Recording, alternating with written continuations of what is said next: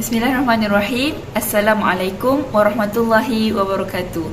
Nama saya Nur Syahmi Nabiha binti Yusri. Saya daripada kelas PAI 1. Baiklah, insya-Allah pada hari ini saya akan berdiskusi mengenai tauhid al-asma wa al-sifat. Baiklah, seperti mana yang diketahui, ilmu tauhid ini adalah landasan di dalam agama Islam, dan tauhid itu sendiri ada pelbagai cabang dan ada beberapa jenis. Dan pada hari ini kita akan bincangkan mengenai tauhid al-asma dan al-sifat. Baiklah, pengertian umum, seperti mana yang kita tahu bahawa makna tauhid al-asma dan al-sifat itu adalah tauhid mengenai al-asma, iaitu merujuk kepada nama-nama Allah, dan al-sifat juga merujuk kepada sifat-sifat Allah. Tauhid al-asma dan al-sifat ini adalah suatu bentuk pengesaan kepada Allah Subhanahu Wa Taala yang ianya berkaitan dengan nama-nama dan juga sifat-sifat yang dimiliki oleh Allah.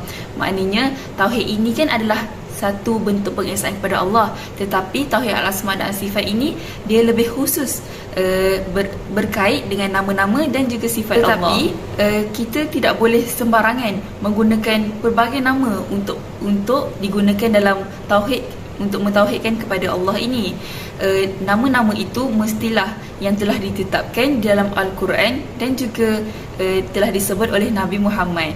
Dan seterusnya telah disyaratkan seorang hamba Allah itu untuk mentauhidkan Allah tanpa melakukan takyif, tamsil, tasrif ataupun tahfil, iaitu tidak boleh menyamakan Allah dengan makhluk, maksud-maksudnya, ataupun berbentuk pensyirikan dan sebagainya. Baiklah, kita akan menelusuri, kita akan melihat pula kepada kaedah bagaimana untuk mentauhidkan Allah Subhanahu Wa Taala melalui kaedah al-asma wa al-sifat ini. Baiklah, yang pertama, kaedah yang mesti dimiliki oleh seseorang hamba Allah itu adalah seorang hamba Allah mestilah mentauhidkan Allah Subhanahu Wa Taala ini dengan menggunakan al-asma dan al-sifat yang bersifat ataupun berbentuk tauqifiyah, iaitu wahyu yang sahih daripada Al-Quran dan juga As-Sunnah. Dan seterusnya, seseorang hamba Allah mesti memiliki keyakinan.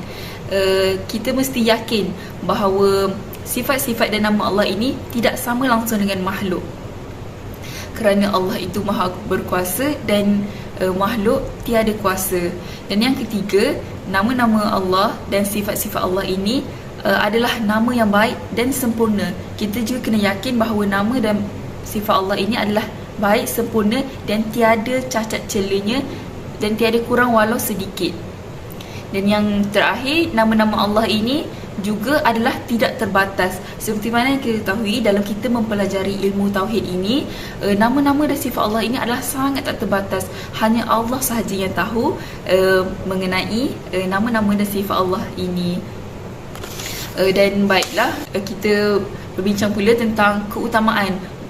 Kenapa kita perlu untuk mentauhidkan Allah dengan menggunakan tauhid al-asma dan al-sifat ini.